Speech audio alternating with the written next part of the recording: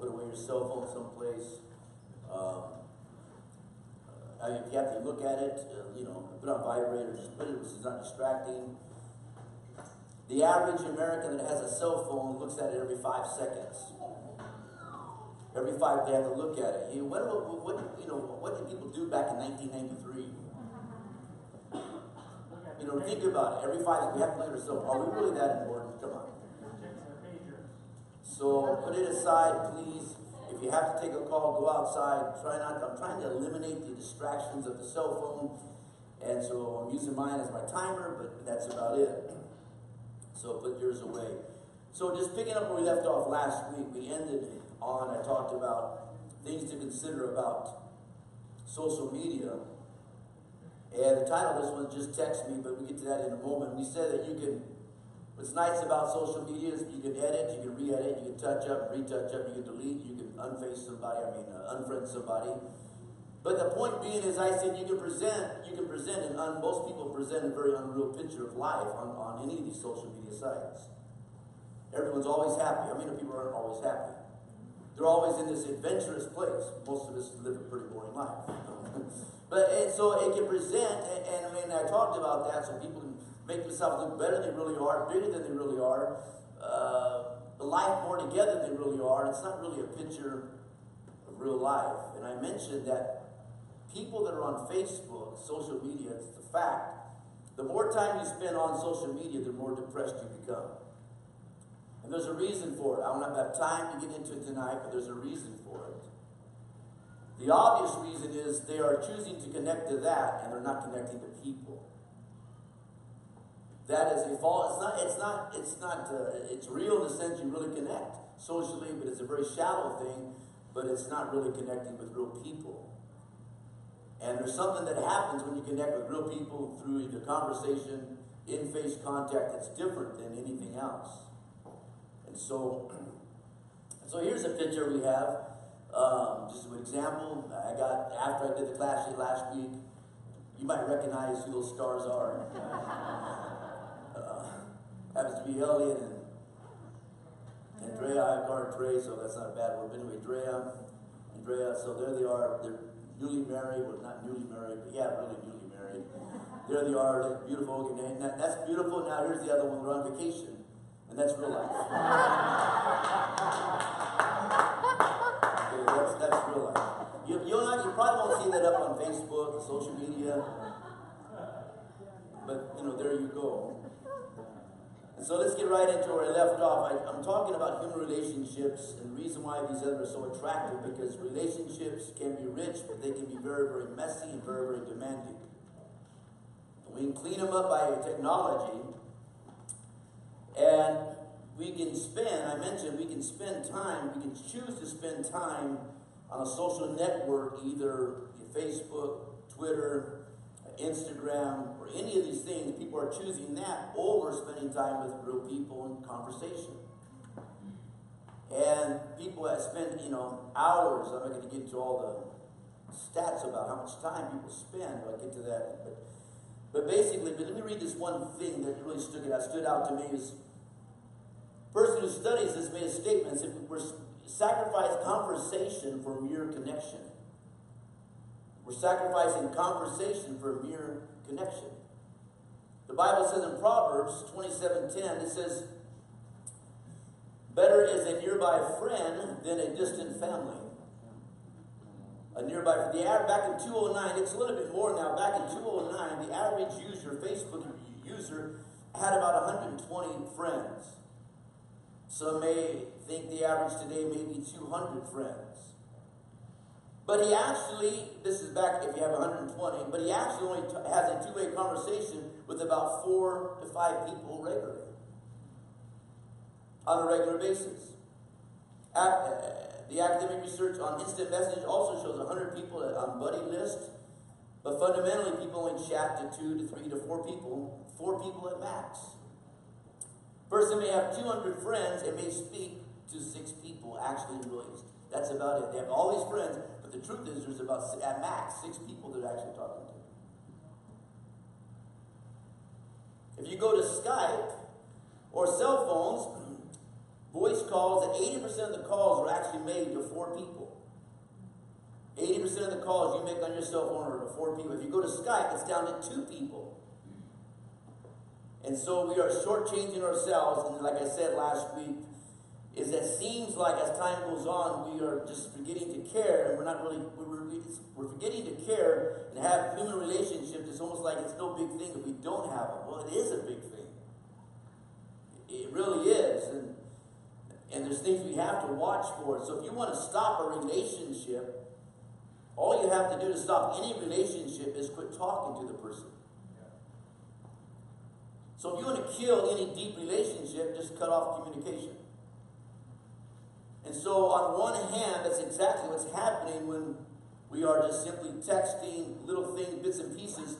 It's not really a conversation per se. It's not very deep. It's pretty shallow. It's okay to get information that way, but we're not communicating.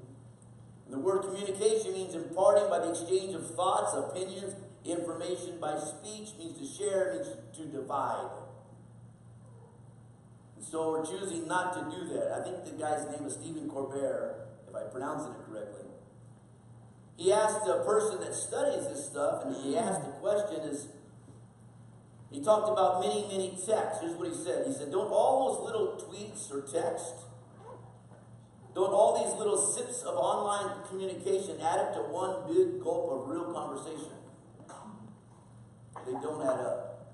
Go to that one, all the tweets. No, it don't add up. But people think it is. It's okay to get we all know what it's like. We get a text or it's from something, I miss you, or how are you doing? That's okay. We're encouraged by it, we like it, we like the feeling, that's fine. But as far as getting to really know each other very deeply, you won't get it that way. So we hear a phrase, I've heard it, you've heard it, and we're hearing it over and over and over again. And really, this is what I'm trying to drive home is I would rather text than talk. Well, 1/3 of all teenagers will, some say it's more now, but basically it's 1/3 of all teenagers will do about 100 texts a day, minimum, 3,000 a month. But teenagers communicating with their friends, they will choose to communicate via text over conversation. So they're going to have these relationships growing up and talk to people. The reality is they're not talking to people. They're texting people. They're not talking. And they say this is actually fundamental to our development to have the ability just to communicate, which is interesting. And it says seems like people are getting used to being shortchanged out of real conversation. We're used to getting by with less. Even become almost willing to dispense with people altogether. Next week, I'm going to speak a little bit about AI. I'm not talking about Allen Iverson either. But AI is artificial intelligence. I'll talk about that next week in social robots. But look at this picture. Some are already asking for this. They want their iPhone. They're hoping that there one day will be a more advanced version of Siri. I don't know what they call her. But basically, a digital assistant on your iPhone that will become more like a best friend. Now, this may sound crazy, but social robots are becoming that. Most people don't even know they exist. They're already here, they're already using them in old folks' home. And when I tell you some of the things that happen, you say, wow. And it's just hard to believe that we will go to this over a human being. That we will look to a phone to be our friend, to console us, to talk to us, to understand how we're feeling at the moment. A computer, it's just a computer. So, one of the attractive things about social media, I'm going to come back to in a moment, and that is we have a great, great problem today, and that's why it makes it so attractive, and that's the problem, is that no one's listening anymore. We just don't seem to listen anymore. Some say maybe we don't care anymore, I don't know, but people do not listen. So let me cover a few things about listening, and I'll come back before I close. Why we don't listen. Now I want you to listen to me why we don't listen. This is only in brief. This isn't, real deep. So I'm going to do a whole thing just on listening. And I'm not an expert on listening. We all can do a better job of it. But there are some things worth pointing out. The reason why people do not listen. The Bible says in James 1:19, understand this, my dear brothers and sisters.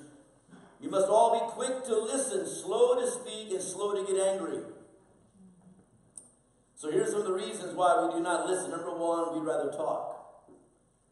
Talking seems more attractive than listening. Listening takes work. We're not into that. Talking, we'd rather talk anytime. Instead, just stop and listen. Number one. Number two, it goes with it. While we're busy talking, guess what? All the attention's on ourselves. We don't really care, even really notice someone may want to say something. We've all been talking to someone, and it looks like they want to say something. We don't always stop and let them say something. We just keep going on and on. It's almost like, I don't care if you want to say something. I'm going to talk. I've seen people do that. And when you're talking, you retain control. And even if no one's really listening, you're there talking away. The Bible says in Proverbs 10:19, too much talk leads to sin. Be sensible and keep your mouth shut. Number two, there's needs. When you're talking, it's a better way to address your needs than listening. You get to talk about your stuff. And most people, if you just ask them a few words, and they will start, and you may be there 30, 40, 50 minutes. I met with someone the other day, and I knew I had to get inside his head. It wasn't psychological movement, but I knew what I had to do to talk to this individual because he's actually absolutely delusional. So we sit down, and I even told him once, you are delusional, you're crazy, you're a liar, and everything else. That's not the way you start a conversation. But I had to get off my chest. This time I sat down and I said, how are you?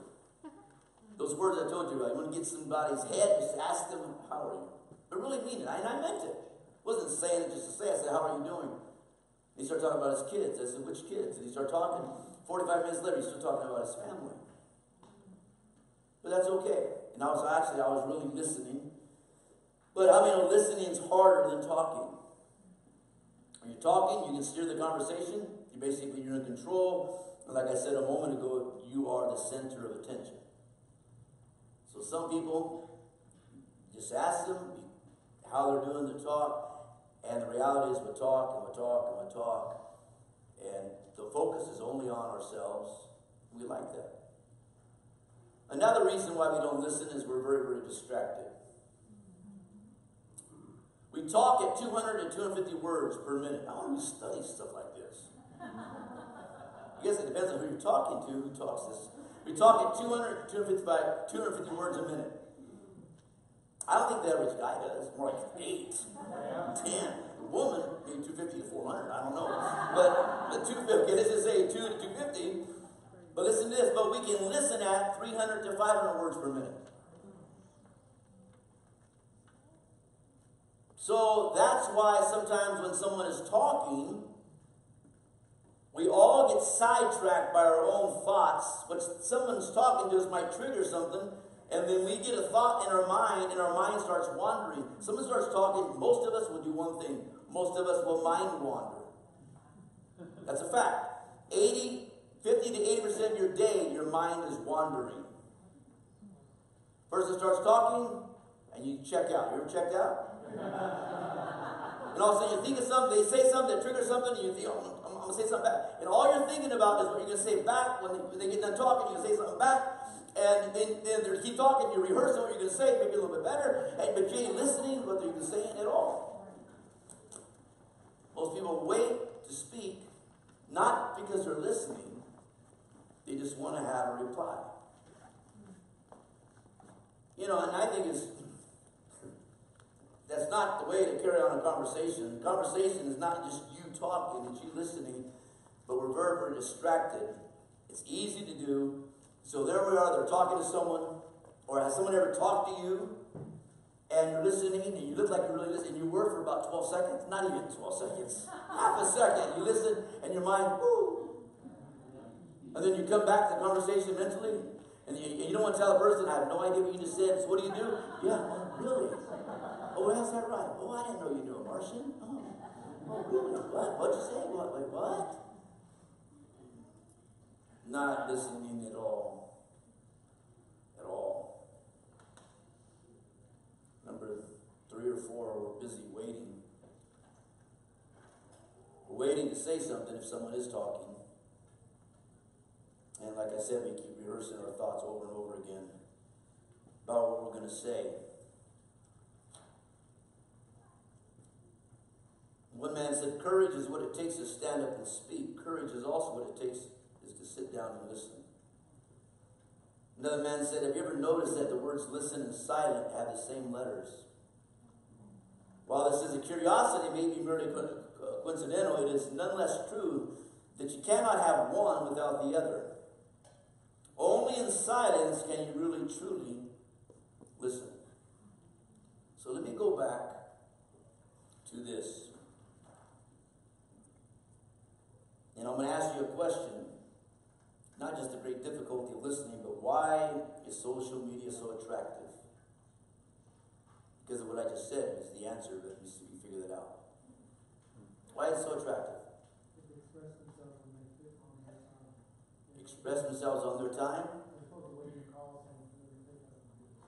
Okay. Someone else? Ricky? You're in control. You got total control. Total control? Yeah. You don't want to. You want to reply, you reply. You don't, you don't. You want to move on, you can move on. Delete it, whatever. Like that, huh? Yeah. Just like that. Okay. Take that tweet. Take that, I just unfriended you. God. And you need to see me do it. Oh yeah, it does it record it? Yeah, it does. Okay. Kind of like Ricky said, you can post something on there and post a comment on social media. You can't stick with it if you don't like it and kind of like it's not there. And kind of makes yourself feel like perfect. You can go click on it and take it off that. Okay, so you can edit the conversation in that sense. Exactly right. Exactly right. You can say it. Post everything. Okay, we can only get that perfect selfie, right? The only picture you take before.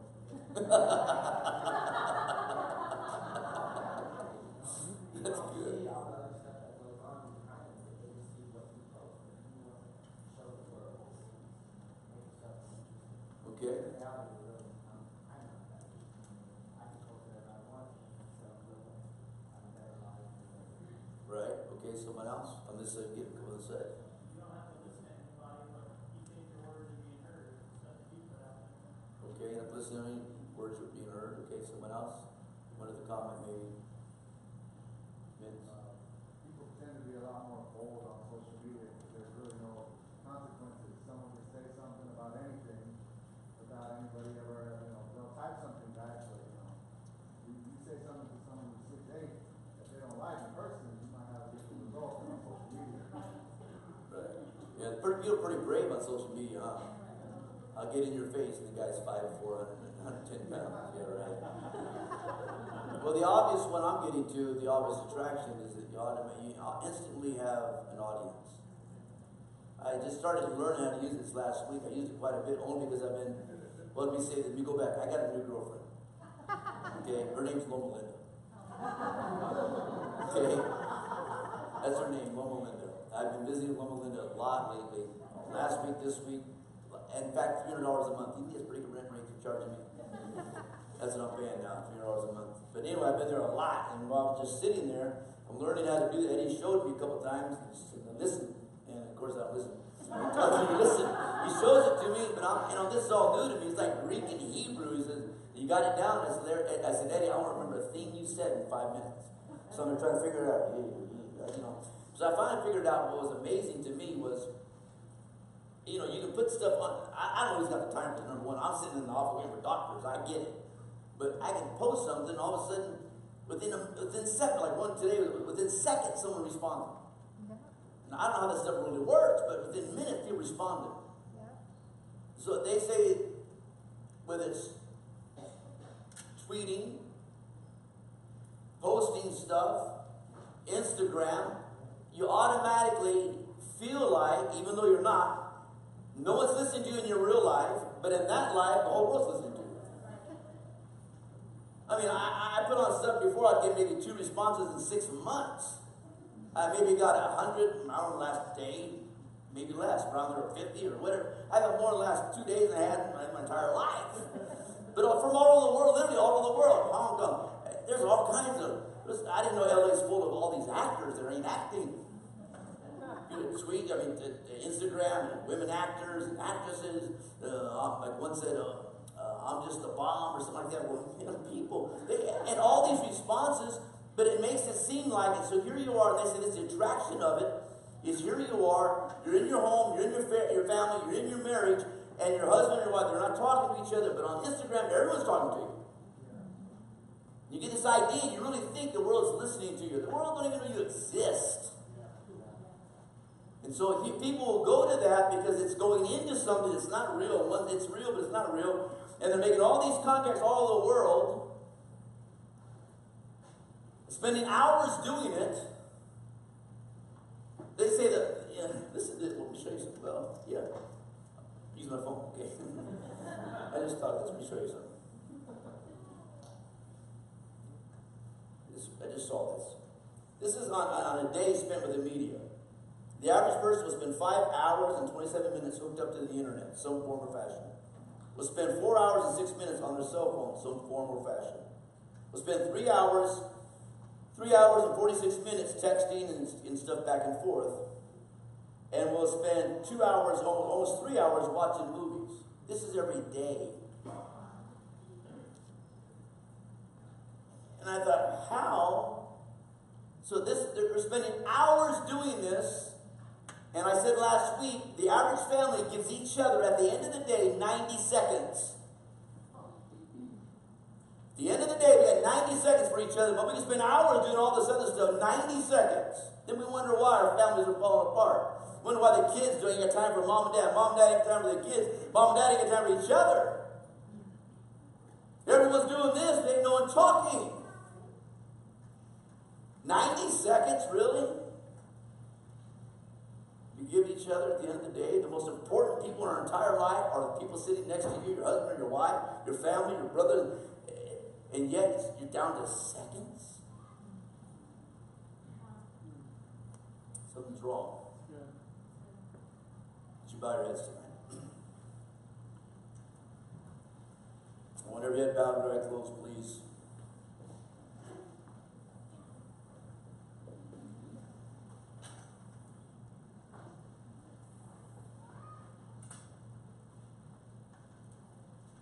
Next week, I'm going to talk about social robots, artificial intelligence. So all I'm trying to do is, I'm not asking you to run away from technology, but I am saying sometimes a parent and our kids and each other just stop and realize, hey, can we talk and can we love each other and can we spend time with each other?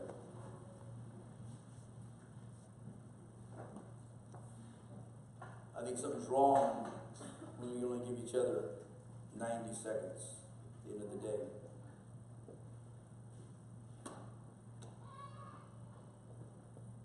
The Bible says, let us be slow to speak, quick to listen. People do not listen.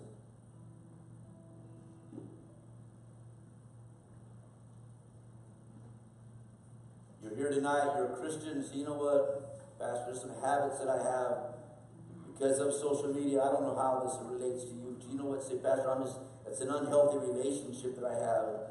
And I really do want God to help me to speak more, talk more, listen better, not be so driven by all these other things. The other attraction with their heads bowed about social media is it's a form for people to exalt themselves. Go to someone's social sites, all the pictures of them. They love themselves. The Bible says in the last days, people will be lovers of themselves. Not lost humanity, not souls, but just loving themselves. Don't bother me, I'm tweeting. Don't talk to me, I'm posting. ignore their kids sometimes. Families ignore relationships are not really there because of what I'm talking about. You're here tonight to say some ways when God's talking to you. Just raise your hand tonight before we dismiss. Yes, I see these hands. Just being honest. Just being honest. Yes, I see these hands. Yes, yes, yes, yes, yes. Yes, yes. Anybody else tonight? Maybe you're here tonight, maybe you're not right with God, but you just want to get right. So I'm not even right with God. I don't have a connection with God, Pastor. I'm backslidden tonight. Maybe it was the lure with social media. Whatever the reason was, you're lost tonight. You say, I'm going to give my life back to God. Raise your hand. That's you. Let's all stand. The altars are open. Find a place to pray. Let God help us tonight.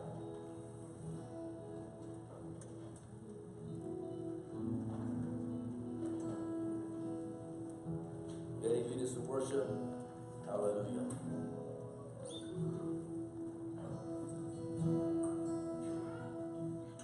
Your love,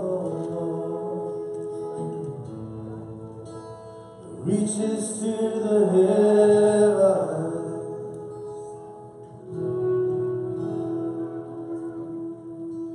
Your faithfulness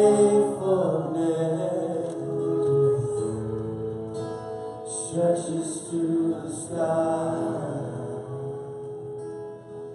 Yeah, yeah, yeah. Your righteousness is like the mighty mountains. Ooh, your justice flows like the ocean side. I'll sing that again. Your love alone, your love alone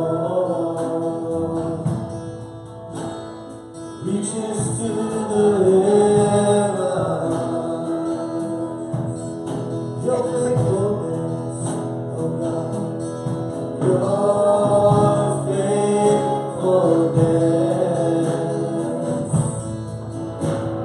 stretches to the sky.